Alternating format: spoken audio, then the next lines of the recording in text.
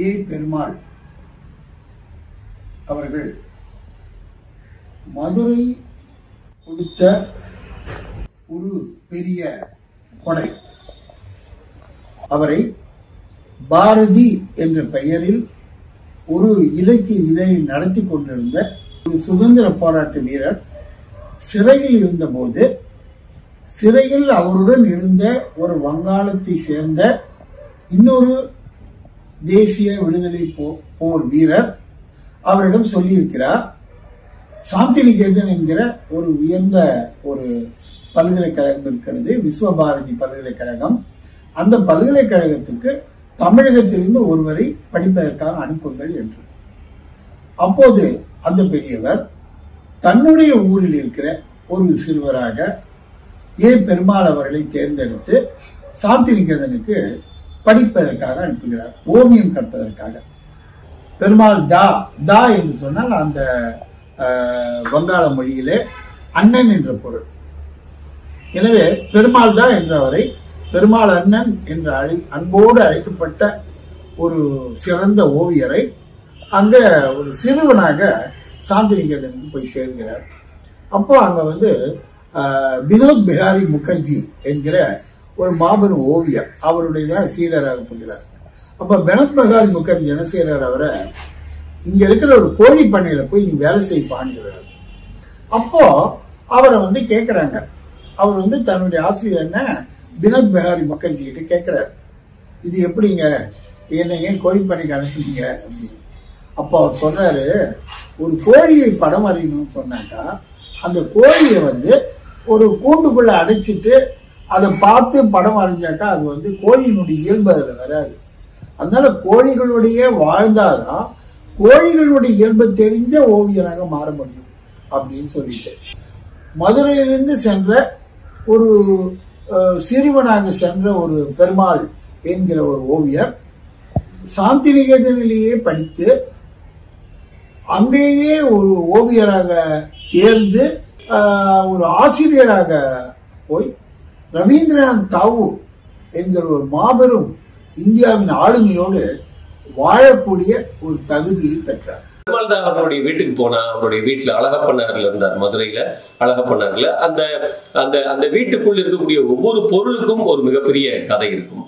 அந்த ஒரு எளிய வீட்டில் தான் அவர் வாழ்ந்தார். அங்க நீங்க போனீங்கன்னா அதிகாலை எப்ப போனாலும் அவருடைய வீட்டுல ஒரு பால்கனி இருக்கும். அந்த பால்கனியில உட்காந்து தினசரி காலையில படம் வரைவார். தினசரி அங்கே உட்கார்ந்து கொண்டு அவர் பறவைகளை, மிருகங்களை, விதவிதமான இயற்கை தான் அவருடைய ரொம்ப ஸ்ட்ராங் ஏரியா. இயற்கை வரைந்து கொண்டே இருப்பார். அதே நேரத்தில் அவர் பாத்தீங்கன்னா அந்த தெரு வழியாக தினசரி காலையில கட்டிட தொழிலாளர்கள் போவாங்க. அந்த கட்டிட தொழிலாளர்களுடைய வெவ்வேறு விதமான ஷேட்ஸ் அவர் நிறைய வரைஞ்சி வச்சிருந்தார். அதே போல அவர் போஸ்ட் கார்டுகளை கத்தையாக வாங்கி வச்சிருப்பார். அவர் போஸ்ட் கார்டுலயே தன் ஓவியங்களை தீட்டி அதை அப்படியே யாராவது ஒருத்தருக்கு அனுப்பி விட்டுருவார். சின்ன சின்ன இம்புட்பில் ஓவியங்கள்லாம் வரைஞ்சிருப்பார். ஒரு 3 இன்ச்சில் ஓவியம் வரைஞ்சிருப்பார். அதெல்லாம் அவர் வீட்டில் உட்காந்து படங்கள் வரைஞ்சது. அந்த காலத்தில் அவர் படிக்கும்போது வரைஞ்சது. அவர் சாந்திநிகேதனில் தாகூர் கூட வேலை செய்யும்போது வரைஞ்சது. அந்த மாதிரி ஓவியங்கள்லாம் வீட்டில் வச்சுருந்தார். அவருடைய கான்செப்ட் என்னன்னா, நம்முடைய வேற சார்ந்த நம்முடைய கலை சார்ந்த விஷயத்த இதை வெளியே கொண்டு வரணும். அதாவது தமிழக சார்ந்த வேர்கள் ஓவியமாகவும் சரி, அது கவிதையா இருந்தாலும் சரி, அது கற்றையா இருந்தாலும் சரி, அதை கொண்டு வரணும் ரொம்ப விரும்பினார். முடிஞ்ச அளவுக்கு அவர் வெஸ்டர்ன் கல்ச்சரை அவர் அவாய்ட் பண்ணார். அவருடைய பேச்சுகள் எளிமையா சுத்த தமிழ்ல பேசுறது, அமைதியா பேசுறது, ஒரு அஹிம்சைவாதியா இருந்தது. இதெல்லாம் வாழ்க்கையில நாங்க காந்தியை பார்த்ததில்லை. ஆனா இவருடைய பழக்க வழக்கங்கள் சந்திக்கும் போது ஒரு காந்திய தத்துவாதி எப்படி இருப்பாங்களோ அந்த முறையில அவர் இருந்தாரு.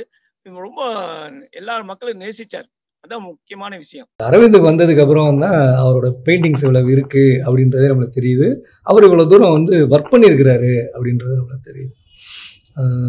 பயங்கர சிம்பிளிசிட்டி. அவரை ஃபோட்டோவில் பார்க்கும்போது எப்படி ஒரு சிம்பிளிசிட்டியோடு இருக்கிறாரோ அதே மாதிரி தான் படங்கள்லையும் ஆர்ப்பாட்டம் இல்லாமல் அழகாக நம்மளை என்ன சொல்கிறது, உச்சபட்சமாக நம்மளை அது மயக்குதுன்னே நம்ம சொல்லலாம். ஏன்னா மேக்ஸிமம் எனக்கு தெரிஞ்சு அவர்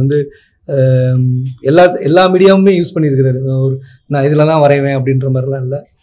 பென் ட்ராயிங் இருக்குது, அந்த பென்லேயே பார்த்தீங்கன்னா கலர் வச்சுருக்கிறாரு, வாஷ் பண்ணியிருக்கிறாரு. எல்லாம் நிறைய லேண்ட்ஸ்கேப் ஒர்க் பண்ணியிருக்கிறாரு.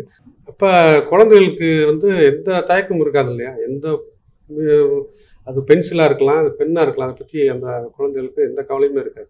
எதில் வேணாலும் வரையுங்க.